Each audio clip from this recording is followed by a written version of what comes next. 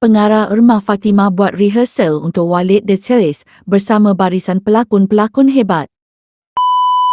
Intinya saya tak nak ada gap. Saya tak nak ada macam belih-belih, drag sini.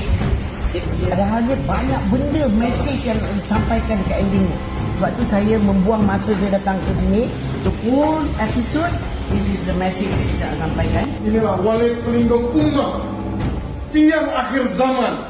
Dan barang siapa yang menentang Walid, berarti dia menentang susunan yang Allah sedang hidupkan.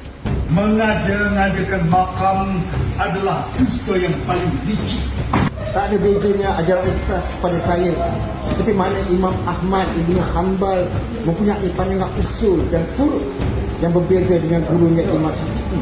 Aku ajar kamu mengenal tauhid bukan takhta.